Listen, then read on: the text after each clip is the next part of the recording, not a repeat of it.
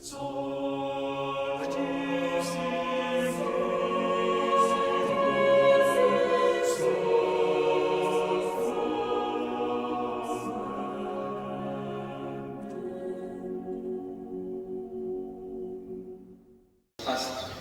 contraste, des contrastes de la vie chrétienne, de la vie humaine, qui sont soulignés par plusieurs reprises. Je peux vous dire bien des choses, j'ai une préparation au baptême ce matin, ça tombe bien, le baptême qui sera célébré samedi. Et donc j'ai rappelé à la famille que j'ai rencontrée auparavant, parents-marraines, qu'est-ce qui justifie le baptême d'un définition en faisant le lien avec eux. C'est ce qu'on dit, on dit que le baptême, c'est pour libérer du péché originel. Bon, très bien. Alors, c'est quoi le péché? C'est une vraie question. Et puis, les textes peuvent nous éclairer éventuellement. Alors, le péché, je vous rappelle, le péché des origines, c'est toujours lié. Attention, je ne sais pas mon micro. Le péché des origines, c'est toujours lié au fait que nous ne nous laissons pas, on parle ici de ça, nous ne nous laissons pas conduire, ou en tout cas justifier par un autre. C'est un salut, hein. Le péché des origines, si vous voulez, c'est comme tout à l'heure comment tu l'as appelé, celui qui a le but de téléphone sur sa télé, l'influenceur. C'est celui qui n'a plus l'énergie pour pouvoir se recharger. Évidemment, je leur ai expliqué que si la toile couvre l'ensemble de la planète aujourd'hui, le réseau essentiel, pour nous autres en tout cas on va dire, croyants, depuis toujours, c'est l'esprit, c'est lui qui fait le lien et qui construit la fraternité. Donc l'enfant baptisé devient frère ou sœur, c'est un garçon, et là, devient frère en Christ. Et donc il nous rappelle ce que Jésus nous montre dans la crèche. Alors, je ne vais pas vous faire l'annonciation, Marie a été visitée par l'ange, elle a consenti à l'appel de Dieu, elle est remplie de grâce avant même qu'elle dise oui d'ailleurs, avec les conceptions, et puis l'Esprit Saint viendra sur toi et te couvrira de son nom. Donc ça, c'est la toile spirituelle. Donc le péché, c'est quand vous n'avez plus de connexion. Plus de batterie, mais je pense plus de connexion. Ça veut dire que nous ne nous mettons pas en capacité de reconnaître celui qui nous justifie, qui nous sauve. C'est ça le péché fondamentalement. Alors si vous voulez un élément plus théologique, je vais vous le dire autrement, c'est ce qu'on raconte aussi aux préparations au mariage. Bernard et Hélène sont là, qui a des sessions de préparation. Donc on redit sans cesse aux personnes qui nous viennent, et si je suis déjà en train de perdre le fils, la pensée, voilà, non, c'est pas grave, ça va revenir au fil de la conversation. Donc en fait, nous sommes toujours invités dans cet espace où un autre peut m'aider, un autre peut me justifier, et donc j'ai retrouvé ce qui est interdit dès la Genèse, c'est de prendre possession de l'autre, de connaître, de savoir ce que l'autre est, comme si je l'enfermais dans. Je sais plus qui me disait il n'y a pas très longtemps, parce que je rencontre beaucoup de monde, si vous voulez, un petit peu comme notre ami cordonnier, qui aurait déjà une appréhension sur le visiteur qui passe. Alors voilà, un influenceur, on peut se dire, écoutez, c'est pas brillant en termes de communication, ou à l'inverse, on écoute la personne qui nous visite, pour tous ceux qui ont visité donc, notre cordonnier, et le fait de les écouter, c'est Noël. C'est ça le mystère chrétien. Je suis disponible pour qu'un autre puisse me rencontrer. Donc je suis connecté. Et si je suis connecté, Jésus dira que nous sommes vivants. C'est important, c'est tout simple ce que je vous raconte. Mais Noël, c'est ça quand même. Marie a consenti à l'appel de l'ange. Elle a écouté ce que l'ange lui disait. Et la parole s'est incarnée. La Verbe s'est fait chair. On le vit tous dans nos relations humaines. Ou en tout cas, on convertit tous nos relations humaines pour essayer d'être davantage disponible à celui qui m'appelle, celui qui m'aime sans condition. Donc, quels sont les adversaires sur ce chemin de l'écoute? Écoutez, c'est ce qui est un peu dans les textes, le bâton du tyran, le joug qui pesait sur l'épaule du peuple, selon le prophète Isaïe, tout cela a été renversé par cet enfant qui naît. Il est le prince de la paix, une paix sans fin. Il est celui sur qui s'affirmera le droit et la justice. Mais je vais changer de micro. Vous savez que la justice de Dieu, c'est que nous sommes justifiés. C'est un salut. Donc vous voyez bien qu'on retrouve à nouveau la dynamique de l'écoute de celui qui ne se sauve pas par lui-même, qui ne se justifie pas par lui-même, qui n'accuse pas l'autre ou soi-même, ce qu'on appelle la culpabilité, et qui laisse un autre le justifier. C'est le chemin de la sainteté. Jésus est venu pour nous sauver. De quoi? De la mortalité, diront les enfants, peut-être, du catéchisme. Mais pas que, hein. Il est venu nous sauver de notre finitude. Il est venu nous sauver de nos enfermements. Il naît dans une mangeoire. Donc bien sûr, on est à l'inverse de la logique du monde. Comprenez bien que tout est contrasté dans les textes. La lumière se révèle dans les ténèbres. Mais quelles sont nos nuits? Et qui est autorisé à visiter la nuit pour l'éclairer? En honneur, on a fait l'expérience. Ce que vous avez fait au plus petit d'entre les miens, c'est pas moi que vous l'avez fait. Mais vous comprenez bien que Jésus parle de vous. Hein. Le plus petit en nous, c'est qui? Et c'est celui qui écoute ça. Le plus petit en nous, c'est celui qui est discret, humble servante. Jésus était doux et humble de cœur. Celui qui est dans cette dimension d'humilité, de fait, est le plus petit. Et le plus petit est le frère ou la sœur de Jésus. Vous connaissez les textes, je pense pour beaucoup d'entre vous. Vous savez bien que Jésus s'est identifié sans cesse à ces personnes-là. Qui sont ma mère, qui sont mes frères? Ce sont ceux qui écoutent la parole de Dieu et qui la mettent en pratique. C'est quoi mettre en pratique la parole de Dieu? C'est lâcher prise, c'est écouter. Et c'est entrer dans la famille chrétienne. Vous voyez bien que ça concerne quand même beaucoup de monde ici-là. Quand tout le monde ne sait pas que Dieu est celui qui justement nous autorise, et simplement c'est ce qui le définit, Dieu ne projette pas un peu lui-même partout. Il est celui qui, au sein de la Trinité, vit une écoute mutuelle. Ça s'appelle l'amour.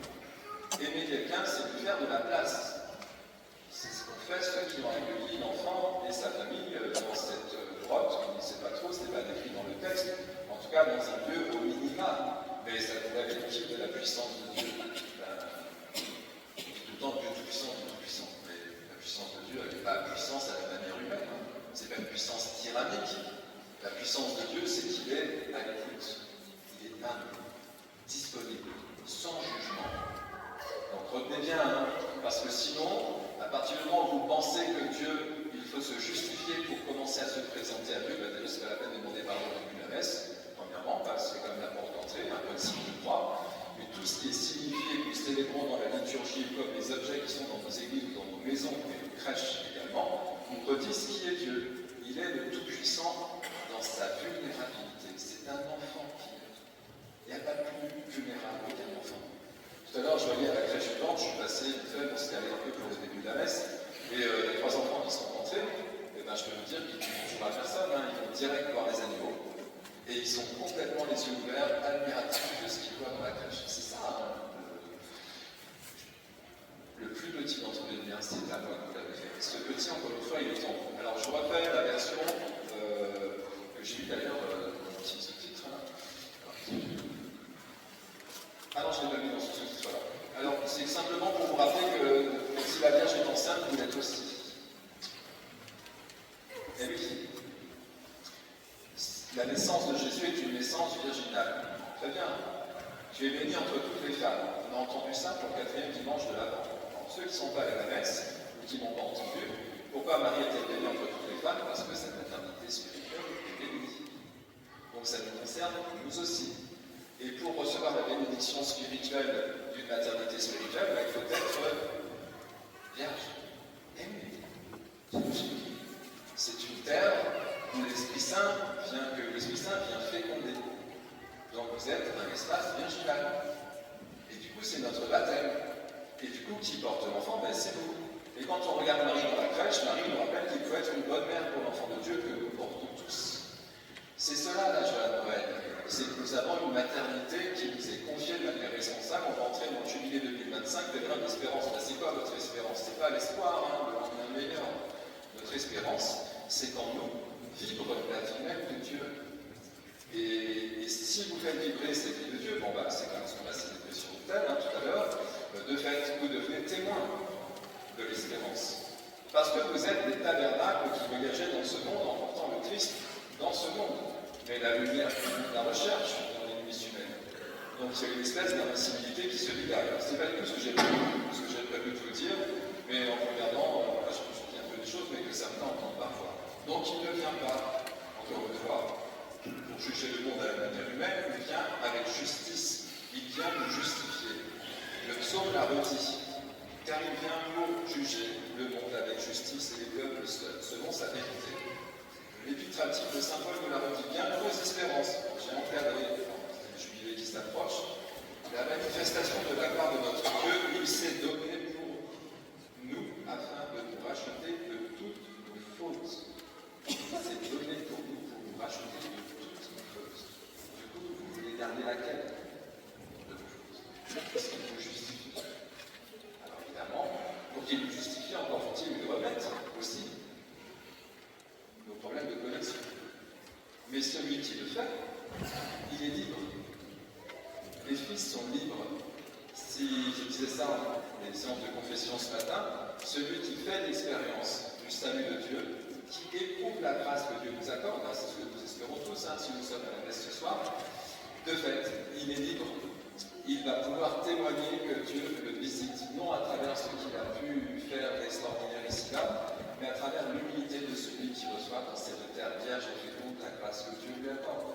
Donc, les anges sont rassurés, les bergers sont rassurés par l'ange, ne craignez pas, je vous annonce une grande joie, et le signe est qu'un nouveau-né est couché dans une mangeoire. Gloire à Dieu, que les cieux fassent sur terre de pied. Donc, nous sommes sans cesse invités à cette conversion, dans cet temps de l'Avent, pour nous aider peu à peu à accepter qu'amour puisse nous justifier. C'est difficile, comme il est difficile de se laisser aider ici-bas. Et pourtant, c'est le chemin qui est proposé, encore une fois, dans une attitude d'enfance. L'enfant n'attend rien d'autre que la confiance, il n'est rien d'autre que confiance vis-à-vis de ses parents ou de ceux qui l'accompagnent. Et Jésus, je vais compléter, si petit d'entre les miens, c'est la bonne que vous l'avez fait, vous savez très bien ce que Jésus dira des enfants. Il dira, pour être plus grand, il faut ressembler. Nous avons l'expérience d'avoir été aidés par nous l'espérons tous. Mais gardons au fond du cœur ce regard qu'un autre nous a porté, un regard d'amour, cet appel qu'un autre nous a adressé, on nous a donné un prénom, et cet appel nous a permis de nous construire peu à peu. Mais qu'as-tu que tu l'aies reçu? Pourquoi l'humain veut-il toujours sans cesse accomplir des choses à travers uniquement ses capacités? Cool, hein? Ouais. Tu veux la joie qui est assortie à cette fête? Reçois-la. C'est tout simple, et puis je pense qu'il n'y a pas besoin de faire des grands commentaires, on pourrait le faire sur les textes, mais on pourrait y passer des heures, parce que tous les textes vont vous rappeler sans cesse ce que Jésus a fait. Si Marie s'est laissée conduire par l'Esprit, lui aussi, plus que tous. Et se laisser conduire par l'Esprit, encore une fois, nous permet d'être en communion, ce sera le mot de la fin, cieux et terre. Gloire à Dieu au plus haut des cieux, et paix sur la terre aux hommes qui l'aiment. Jésus est notre frère, il reste en lien avec nous, présent au milieu de nous jusqu'à la fin des temps, par le lien de l'Esprit. Oui, mais est-ce que je suis connecté ou pas? Et si je ne le suis pas, c'est la compliqué, c'est que vous n'avez pas la joie. Parce que le critère essentiel de la vie chrétienne, c'est difficile de discerner, parce que la vie bouge tout le temps, et on sait bien la fragilité de nos réseaux. Oui, mais n'empêche que ça, vraiment, peut-être qu'on peut le retenir, je m'arrête, mais on peut le retenir, si jamais je n'éprouve pas une joie intérieure, parce que vous avez compris, tout se passe à l'intérieur de nous, parce que vous êtes la mère, vous portez l'enfant aussi. Si je n'éprouve pas cette joie spirituelle en moi, comment je vais faire des choix? Comment vais-je discerner le chemin qui est le bon pour moi? Écoutez, laissons grandir cette joie. Et peut-être plus que la joie l'appelle, je ne sais pas. Mais je pense que la joie est un critère important pour nous aider encore une fois, à sentir cet élan que Dieu nous adresse. Dieu est un Dieu de la joie. Il y a une joie profonde qui n'est pas une joie, vous imaginez bien, à la manière du monde. C'est cette confiance intérieure que je vis et que j'entretiens, ça va faire des exercices spirituels. Enfin, tout le monde peut s'adresser à Dieu, donc il est clair, c'est celui qui le vivra, celui qui laisse incarner peu à peu par l'Esprit Saint un peu plus le Verbe, devient lui-même un autre Verbe. Comme nous disait un conférencier il n'y a pas très longtemps, c'est ça aussi, c'est une conférence sur l'espérance, vous êtes des autres Christ. Et le Christ, c'est quoi? C'est bien celui qui rayonne l'esprit. Et comment fais-je pour rayonner l'esprit? Tu n'as pas pu tomber dessus, ils sont de vous. Et comment fait-il pour sortir de moi? Parce que je me suis connecté. Je laisse l'esprit renouveler, régénérer ma propre vie, et du coup c'est Noël. Alors écoutez, joie pour nous tous, et pour finir cette fois-ci, il faut, ne cherchez pas à changer l'autre. Ne cherchez pas à changer le monde de manière extérieure, changez vous-même. Si chacun de nous fait l'effort, encore une fois, de laisser la lumière grandir dans son cœur parce qu'il est enfant bien-aimé du Père, vous changerez le monde, vous changerez les autres. Mais comme disait Mère Teresa, cette petite goutte de vie qui circule en vous, qui vous maintient dans une connexion spirituelle, va irriguer tout le réseau. C'est contagieux. Et vraiment, et c'est beaucoup plus simple si c'est moi qui dois gérer ma propre conversion. Mais si chacun fait cet effort humblement, puis à sa mesure, on a tous des besoins différents. On n'a pas tous les mêmes addictions spirituelles, mais tous on peut quand même à un moment donné lâcher prise et arrêter de courir. Je n'arrête pas de me dire en confession, mais je cours, je prie par le temps, j'ai plus le temps de prier, j'ai plus le temps de m'occuper de mes enfants, je les écoute pas, tout ça. Les problématiques de tout le monde prennent au cas, mais peut-être qu'il faut faire le choix, à un moment donné, de s'arrêter une minute. Je sais pas, regarder la beauté des montagnes.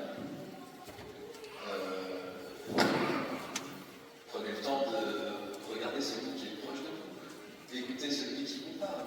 C'est des petites choses, hein, mais ces petites choses-là font grandir et transfigurent le monde. Alors voilà, nous ne sommes pas à Pâques, mais vous savez bien que cette naissance s'accomplira dans la vie éternelle. Voilà, prenez soin de l'enfant de Dieu que vous êtes, et si nous le faisons tous, la communauté peut se rassembler en frères et sœurs, et Jésus est toujours celui présent au milieu de nous, car il se reconnaît au plus petit de ses